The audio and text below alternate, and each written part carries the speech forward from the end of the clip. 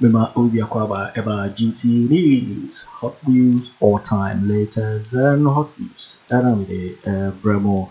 Eye Kumchacha, Umnia Kutukum, Eye Kweku Annan, Sabobeka Fire, Lawrence Tetteh, Kumchacha, Efu, Ama Watiesi, Eye Kweku Annan, so now what is some to that.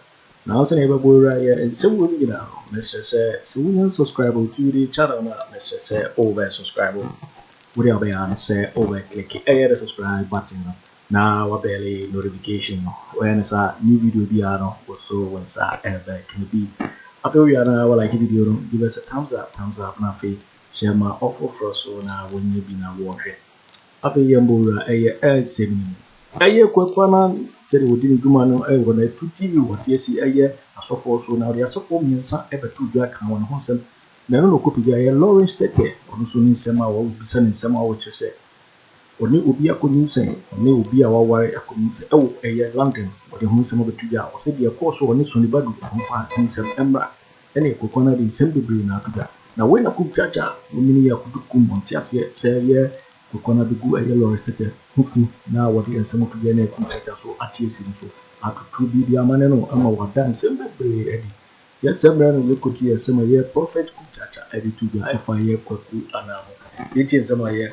Kumchacha can eat in some. One year big disgrace, your papa Lawrence Tetteh. That the day came on. Kwaku Annan, me myself a cat was a wood Jimmy, wouldn't NYANSA. Yaka will be a wood Jimmy or crew way more. I wouldn't NYANSA, a Kwaku Annan. Sabby, as some I walk up your papa Lawrence Tetteh, a yellow crap. And yellow crap, but once Jimmy and I, Yana would be here, Jumano. Sabby. So I was so called to see I got for evidence. Or the original, and when you are in the park, and when you're so for, and when you are to be, but what dear, Emerson, I got a panel and started the year Juma. Now, the just 1 minute, now the other TV no show. Now, the disgraceful. Now, what damage you? Kwaku Annan, Sam tricks you were saying. 1 year, 192, 9 years, no. 1 year, I was so for within. That's what one I say. That why you say.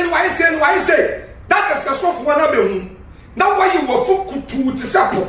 That is the soft one the infra bro. 1 junior Juma. Wouldn't NYANSA. That will kick me a ya. Will be a yarn as I can say.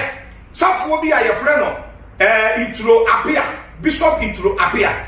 But also get it the Nasama Basse. And yet, what they cap $8,000. That 1 man 24 hours. Say, software it will appear. Emra. Now, one man report on him. I was CTV. That Kwaku Annan, my name is Akufo-Addo. Soft Kumchacha, my name is Wasem. Pacho, CTV now what's a swan. A way your court. Pacho, a way your court. And then I am what Jimmy sa. You walk no more while you are. Your papa Nyamekye Nana the Dampo Akufo-Addo Nyamekye. I can't cry on the Agana Kutano. Sabe. Obedient the yellow car.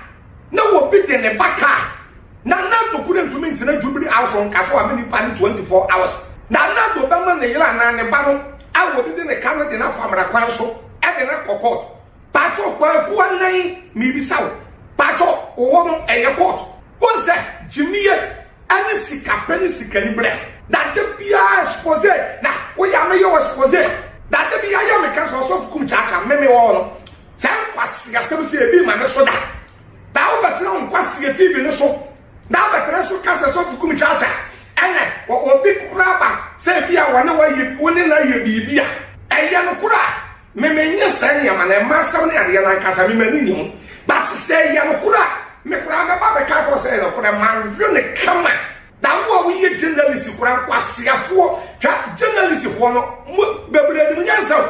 Yawa papa fuo bebre wom but the journalist if one kwasi afo no bebre kura wen krofo yere every somebody we to fit Kwaku Annan the away 192 no hwa one say e kosi say and some abeka 192 no na ye hendra dia na e mu 30 kwa na ye no kore 79 ye no kore one say wo free 92 wo dia nuase ye ne fro one say wo free 92 we ba wa di misika Weba, what do you seek up? Weba, what do you seek up?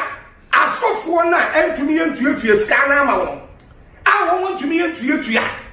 And ana wo ye won exposé kase won we be hu a ebi handan ma won we ma wo envelope akase won jo so wan kan wasam Honorable Kennedy Agyapong sabe na ne ma bi wo ma wo no na wonnim se Kwaku Annan sa na wote e fi say ade ba ko ya na bi kura di bremu mo na bu Kennedy Agyapong no and say Honorable Kennedy Agyapong oba no obeka we ma me cho secret na ewu secret ewu mo ari one say ebu ba bi Honorable Kennedy Agyapong be kan ya papa chasa na sala ho asam say what to say na nya one abu problem na nya the fault too much na nya the fault me ka say the fault say one when you media man and when you journalist obaba na Kwaku Annan ye fudu odo a that why listen na buo that what the ama honorable so any time I will be an investigation ni akwa try no be ye that why Kwaku Annan ye di that what be can your papa chasa na sale asem that adia ya me den say last year Honorable Kennedy Agyapong kwaye papa chasa na sale asol and Reverend wo ansa awo UK akwa na so wo Ghana ha ama wona ye papa chasa na sale wo to kobo odo if you say no wonnim se Kwaku Annan wo ye nipa boni ni sa what I say am do baby kura lighthouse sofo dark Kwaku Annan be ken se bebre and you say na wona bunim that's a bit ya make catch the Kwaku Annan sabe man you also won kwa na nim kasa wo kromu o saudi dede nim tietie ma wo bi nim ye che twa won se wo wie o kasa ni na wo wie no dia wo di be chat won say Honorable Kennedy Agyapong na wie ye nye fe na wie ye enye fe tiewe me so fu Kumchacha me wo no sabe me so wo ye me ma me bakora na ye bo Nyamekye na ye papa Nyamekye Honorable Kennedy Agyapong ona ye papa Bawumia ko kuma se koso ne nsa sabe me be ye hu video aka say ankoyie it will be ye bibia eyaka enya na waka ati Kwaku Annan na ka wo ba kira madua fa Honorable Kennedy Agyapong ho an sese ka wo ba kase ana Honorable Kennedy Agyapong na wie ye enye fe na wie ye be ye basa Kwaku Annan me se wo jimi unnim nyansa ebi ase de wo mo nsuwa no da ade de wo mo watade ahye da mo wabiane ye dida ye nka na sam ye nse no adam dua so na ahoma ewusoro sanye Net2 ana setam na lockdown aba ana obi a wo fi awai house arrest ya ana wo Net2 a na ka wo obi ni mo eti sa ucha wo ho be kase Honorable Kennedy Agyapong awie ye nyefa minim sabe wo betuni abakire wadwen awo ni bibi ho enu de e freedom of speech but obi awie ye woni mo Kwaku Annan wawie ye but wo kura wawie ye ma ye kora ahwe dia wo de na mu na wawie ye bese aba Kwaku Annan sa wo so na kasa bebre that Reverend Tetteh and Reverend Tetteh and o hwehwe mase and masa Gyimifuo no wan ya Gyimifuo na masa ensam no obi yenim ka na wo obi information wonu de ye ekutai sama ye so ya de be ba no wan kasa no wudu ti be bodem Reverend Tetteh ye twen me makacho wuntimi nwane e wo Ghana you can run but you can't hide Reverend Tetteh you can't hide come out brabe kan ne kura bi kire Ghana for a rabbi and a call Congo a crusader you call the lady on phone on WhatsApp line now she may run and that time with me say or you rabbi who is this lady that Tetteh you wanted to do this to and why is it that we wanted to investigate this case at the time when I was on radio that was where Oko Frey another bishop in Duncan Williams Chapel called Bishop Kweku to come and front that issue and Tetteh would gani ni nemu mrika Bishop Kweku of Action Chapel and Tetteh called friend say o mejina asem nenim Tetteh ntimi mpie said that then the next thing was Tetteh to go and there call the management of FP Communications Air Hot FM for them to shut that story and close that story. Say, yempese story never. And up to 5 o'clock. No, sorry, or called for Trasaku, the chief executive radio station Yanedia. And then the radio station officials also manage it said no, Asemno, the Omeyanis will be trusted, and no muchaso, Kweku Annan, don't say this story again. Just as like Kennedy Agyapong did to me on Net2 TV. And then you trust, bam, Mintinyan Kabium. Lawrence Tetteh to me and available that. Lawrence Tetteh. I'm asking you another question. Have you impregnated somebody's wife in London?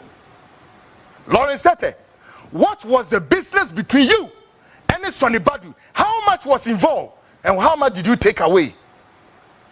The rest, I'll put it here. Yo, Gyimifuo, when and some of your Kumchacha, Prophet Kumchacha, a year Kweku Annan, some more Kafaya, Lawrence Tetteh, and Kennedy Agyapong, and then a Kumchacha, Gyimifuo, Babo team, and yet what to do the money, a year Kweku Annan, now what they and some to do at to jump. The guy was a Gyimifuo, and I will hear no, so we can subscribe. Let's just say over subscribe more like it. Now watch your video. I'm off so any video work. Also bet me actually working up a year so we now ever comment box Mobati Minkabu in my next video. Thanks for watching. Like and share the video. You can also drop your comment. Please don't forget to subscribe. Click on the bell to turn on the notification.